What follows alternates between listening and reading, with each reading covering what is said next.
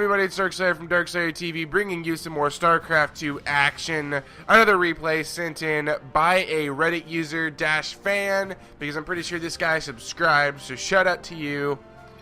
And guess what? I know the name of this map. It is Belshir Vestige. Haha, I am learning the map names as I promised, because I am making my way to the top, guys. Remember, if you're watching this video, to subscribe, like, and favorite. Help me get in front of that crowded MLG. Help me do it. Oh my gosh, you have no idea. But anyways, spawning up here at the top left of Belshir Vestige is SCBGC's Blackmaster.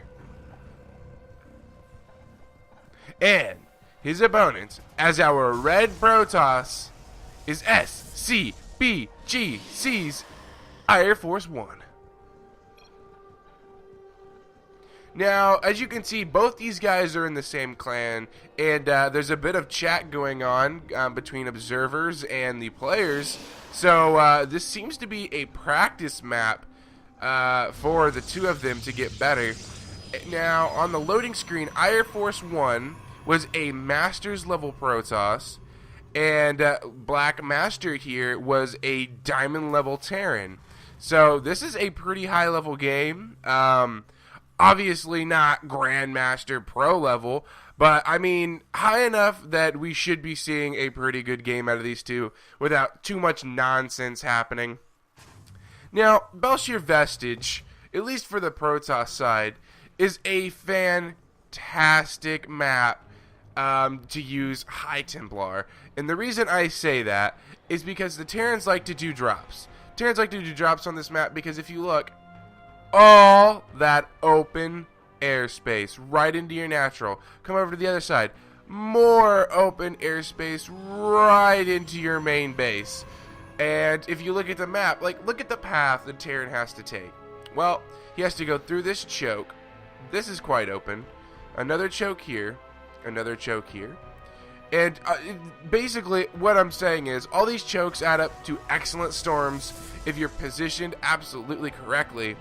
And actually, AiurForceOne gonna opt to go ahead and grab both his gases rather early, forgetting to put probes in this one. And if not, he is building it a little bit early, so maybe a little bit of a build order miscalculation, or just maybe forgetting the probes. We'll have to see. He does go ahead and stick 3 inside of it, and when you're getting this much gas this early as a Protoss player, you are going to go ahead and choose a tech awful fast. Typically you're going to stay on 1 gas for a little bit longer, maybe get 2 gases before you lay down the Nexus, and I am actually surprised at the speed of that Nexus, or maybe it's because I was talking about the dropping, but regardless, we got 2 additional barracks on the way for Blackmaster, going for a very heavy barracks opening here, and I didn't quite catch the scout from AiurForce, who actually hasn't even scouted. So, never mind. He doesn't know anything about what's possibly could be coming for him in the next few minutes, as that many racks can get very aggressive very fast for our Terran player here. And, oh, Blackmaster, you cheeky bastard, building a 3rd in a ninja position. Now, you might be thinking, why is this ninja? Well, it's an okay spot for your 3rd, but not at 5 minutes in. Basically, unless this is scouted, he's going to get this early 3rd completely free. No, there's going to be absolutely no reason he can't have it there, because typically the Protoss player isn't just going to go scout there, because you're not really expecting the Terran to do it. So that's kind of why it's ninja. And AiurForceOne going to opt to go ahead and go straight for the robotics facility. So we're going to be seeing Colossus on the field way early in the game, especially since the robotics bay is down. The stalker is coming up here, and he sees a bunch of Marines, so he knows there's quite a few barracks on the field. So we're going to be seeing a lot of warp-ins coming in from the Protoss player, probably a lot of zealots with a couple stalkers in there, because with that many barracks on the field, the 10-minute push from a Terran player is going to be rather strong. And at 6-7 minutes in, you see this many Marines, even with them pushing out. I think he's going for the base of AiurForce, which I don't know if it's a great idea with this with stalkers on the field and a mothership core. All these Marines are subject to dying right now, and oh, they do catch one of the stalkers. They barely get through the shields though, not taking too much damage, so not actually a lot happening right there. But oh, these Marines do not need to go up that. However, another one barely squeezing by, and just barely getting through the shields once again. So not taking too much damage here, as the stalkers are absolutely fine. And Blackmaster getting away with macro right now. Has 3 barracks going, now getting a factory, and this third base is completely unscouted. And look at the amount of Marines on the field right now. So Colossus is an excellent decision here for AiurForceOne. And something you have to remember is with these guys being teammates, especially since they're practicing, you have to realize that they kind of know each other. They're going to have a little bit of pre-existing knowledge of what each other is going to do. And we have a Warp Prism on the way, and look where it's rallied. Are we going to be seeing some Colossus dropping? Oh my god, we even have Warp Prism speed on the way. I really hope we're about to see some Colossus dropping here from AiurForceOne, because that will drive me nuts if that'll be the biggest cock tease in the world. I mean, he's even got it chrono boosted. We gotta watch this, guys. Oh, he's gonna do it. Fun fact, if you rally straight to the unit, it will automatically pick it up. I didn't know that. So that's going to go ahead and start heading off in that direction. And is Blackmaster prepared for it? The way the Warp Prism is going, he might actually scout this third base. And if he does, he could get a lot of damage done, as obviously the Terran's going to keep his units in his natural to try to keep that third base hidden. And with that third base scouted, he not only will he might be able to kill it, not with this one Colossus, but it'll be scouted, but I mean, it's going to get a lot of SCV kills. And here we go, he's going to go ahead and drop the Colossus. Let's start up this worker's kill tab. He's only gotten 1, moving up to 2 there. Maybe get a third. Yes, he's going to go ahead and get a third, and possibly even a 4th. So 4 kills with this Colossus so far. And just now reacting. Blackmaster taking a long time to react to this. And oh, what is he doing? He's dropping mules and building more SCVs. But the Colossus is going to go ahead and attack the command center. That Warp Prism needs to get it and get out of there. The stem forward. He might catch it. No, the Warp Prism with the Warp Prism speed is going to be A-okay and get right out of there. And there you have it. A Colossus. Oh, a Colossus drop. And this Marine, he's going to try to kill this Nexus. A very overzealous Marine. Not going to quite get it, but he was working for the Dominion. What do you expect? Sorry, the music kicked in. I like that music. Now, the Terran obviously going for very standard things. Going just Viking. I don't know if I agree with this, as he's already stemmed once, and these units are already kind of hurt. Even though you see the Colossus, you still need to be building medevacs. You can't just strictly go for the Vikings, and this Colossus is going to cause even more hell for all these SCVs. But now with the Vikings on the field, he needs to be really careful. He needs to get the Warp Prism the hell out of there. One more volley and it'll be almost dead. Oh no, it's getting really injured right now, and the Warp Prism speed is going to kick in there and get it away from those Vikings. So excellent micro here from AiurForceOne, obviously knowing exactly what he's going to do with that Colossus. Yeah. Alright, so what is our Protoss doing? Obviously we're picking a lot more Zealots, and he's going to go for a Twilight Council. So it looks like we're going to be seeing a eventually Charge Lot Archon High Templar Storm, as the Twilight Council is done, and with this many Zealots on the field, that's basically the only thing he's really possibly can go for. We're not going to be seeing too many Stalkers, too many of anything else, and especially with this much bio on the ground, and finally adding some medevacs to the mix to get those stemmed units healed up.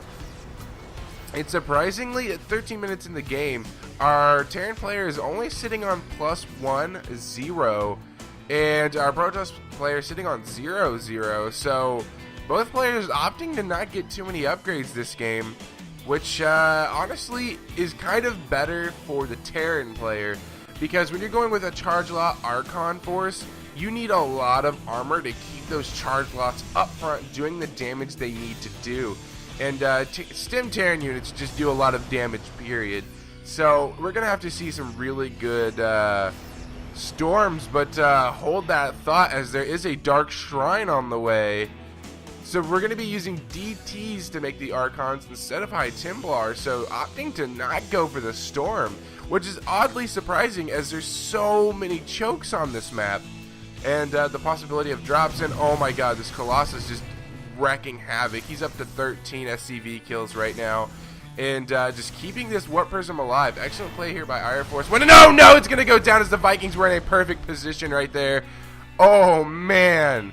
Finally getting that killed. Blackmaster is probably giving a sigh of relief right now as that Colossus is finally dead. Bye, Colossus. And now both players are probably going to sit back, max out their armies, and then finally do a little bit of aggression here. Now, if AiurForceOne has actually halted his Colossus production, as you can see. There's only 2 more on the field, so he only built a total of 3. That was to force the high Viking count, and now that there's so many on the field, this is when he's going to transition into things like Archons. And if, in my opinion, he probably should have added some High Templar, and there you go. The Templar Archives was finally thrown down there. Should have been done a little bit earlier. I kind of would have skipped the DTs, especially since he's not using them to do any kind of harassment. Now, if harassment was on the way, that's a different story, but wait, hold that thought as the Terran is going to stem forward here and go straight for the Nexus, so the Nexus is going to fall, and excellent little bit of harassment here. Now he's going to try to run away, but these charge lots are just eating away at the back forces here. Not getting too many kills, though, as most of them on the back are Marauders, so the little tanks are just doing an excellent job. And he's going to go ahead and use these back few that keep taking a lot of damage to stem and try to kill off a few, but the pursuit is on. AiurForceOne wants blood. And however, this is a terrible engagement point for AiurForceOne. The Terran forces were in an excellent position, but it looks like the overwhelming numbers are just going to absolutely decimate the Terran force right now, especially with this many Archons on the field and nothing to deal with them. There's just too many Vikings for the amount of Colossus that were on the field, and now that the Colossus are neutralized, there's nothing left for the Vikings to do. They're going to have to land, and that's not where they're most efficient. They don't do very much damage on the ground, but now that they have landed, the Protoss is going to go ahead and back up here. He's did the damage he's needed to do. He went ahead and he almost killed this base, but it is going to go ahead and fly away, just barely getting out of there. So both players sitting pretty even right now, and Protoss actually going to opt to grab the 4th base after that engagement. So the Templar Archive is finished, which is absolutely fantastic because I love storms, and storms are now going to be on the way here. So Terran units, you better watch out, and you better not cry, and I'm telling you why. Because you're going to be dead if you're crying. Oh my god, storm's so good. So, man, after that engagement, Blackmaster has to realize that he needs to stop making Vikings, and luckily he has, but the medevac production isn't that high either. I'd like to see more medevacs on the field, as there's only 1. Well, now 2, excuse me, but 2 is not going to be able to heal up a giant bio army, and that's exactly what Blackmaster is going for here. And especially with Storm on the way, all these units are just going to melt. Even the Marauders are just going to melt. That's one of the things about the Marauders is they can do or take so much damage, and that's partially because the medevacs are healing them through it. And the medevacs, they're not present. There's no medevacs. I mean, look at the money here for our Terran player. He has no gas, and he's only got 1 in each of these geysers. And he's not building medevacs. Finally, 2 more on the way. He's not mining gas here. He is in his natural and hopefully his main. If he's not mining it in his main, we have an issue, as there's only 2 in this one. Oh no. He needs to get more gas and stop making so many Marauders. Get some more Marines on the field and really get that medevac production going.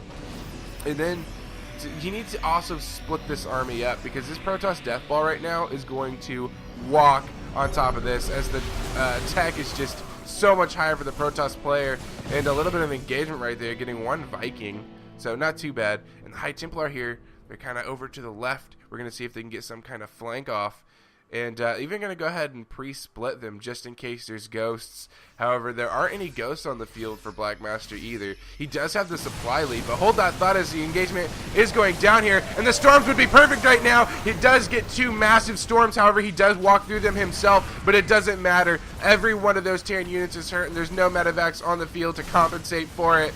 And the Protoss army is just going to march forward here with 2-2 upgrades versus the 2-3 of the Terran. So a little bit different than what I thought it was going to be, but it doesn't matter. Blackmaster, I don't know if he can actually hold this this Protoss army off right now, as everything is just being decimated by all of these Archons, all of these Colossus, the High Templar. However, with them spread this much, he might be able to get the kills he needs to get. However, a storm there does go ahead and get a few more Marauders. And oh, the Marauders are going to run forward and try to kick out these High Templar. See it? I want to see a storm. No! High Templar! No, what are you doing? High Templar, stop! Oh god, there we go. Okay, and the Marauders are going to go down there, even feedbacking the 1 medevac that's on the field. And these Zealots are going to start ripping away at the remaining forces. And the forces that ran over here to take the 4th base out, are they going to leave? Wow, actually opting to go ahead and leave. So AiurForceOne, not wanting to overcommit here, going to go ahead and regroup, re-get his foothold, and then go back in for more.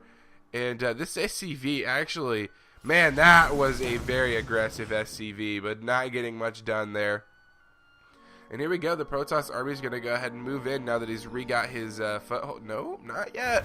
Not yet. He's not sure what exactly he wants to do here, because he doesn't want to overcommit. He doesn't want us to go in with this much of a lead, lose even more units than he needs to, and possibly let Blackmasters get back into the game. And with the 2 Zealots here in the DT, he does see that there's no forces here, and he's going to be able to move in and take out this base as well.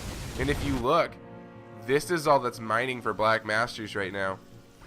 That's it. He's in a very, very bad situation. So you know what? He said, I'm going to just pick up everything and fly directly to your base. This is where we need AiurForceOne to get a mothership core and have that mass recall ready. However, that nice observer placement is going to be able to spot the fact that these medevacs did move out. One already over here at the 3rd base, and one now going to drop right here at the 4th base. So Blackmaster is doing everything he can to stay in this game, but I just don't think it's going to be enough. He's going to be able to take out these remaining units, because this is everything he has. This is all or nothing for Blackmasters. If he doesn't win right now, he just doesn't win, period. And AiurForceOne, I guarantee he knows that, as there's no more mining bases for Blackmasters. And here we go. We even got the Nexus, the planetary Nexus, going to go ahead and go off right there, but it does go down, and the Zealots are going to move in to engage this final fight here for Blackmasters. Blackmasters giving it his all, even going to try to fly out right now, and he does fly away. So we're just going to have to see what he wants to do with those medevacs. I mean, if AiurForceOne really wanted to, he can move out right now and just completely kill off the Terran player. This right here is nothing. If he, like, with that supply, he has enough for him to do warp-ins. So if he just goes and attacks the Terran player, the amount of warp-ins he could do could actually kill off this drop. But he is opting to stay home, though, and I don't know if that's the decision he needs to make. If I was him, I would send all my units to the Terran base right now and just keep warping in back at home. He has an income, he has everything he needs, and, I mean, these 3 medevacs full of units aren't going to be able to do anything. With that amount of warp in. Like, yeah, and now look, without attacking, he's actually going to be able to move in down here to the bottom left and cause even more trouble. If this Protoss player goes down right here, I'm going to be a very, very sad panda. Like, beyond sad. So here we go. Does he know that this attack is coming? I don't think he does, and those High Templar are out of position, and none of them can storm, so he's going to have to turn them into Archons to buy as much time as he possibly can. Terran army is going to stem forward. However, that Protoss army just looks absolutely threatening whenever the forces are that small from the Terran player. 48 supply to 138. But the medevacs here even going to regroup and try to take one last fight here. Blackmaster's giving it everything he can, trying to take out the master player, AiurForceOne, but it just wasn't enough, and there's the GG. The Blackmasters. Says Blat. I don't know what that means. But he put up a good fight. The Protoss almost losing it there at the end. It was a very close match. Blackmasters does win the game, or lose the game. AiurForceOne taking the win. My name has been Darkslayer, and I'm signing out.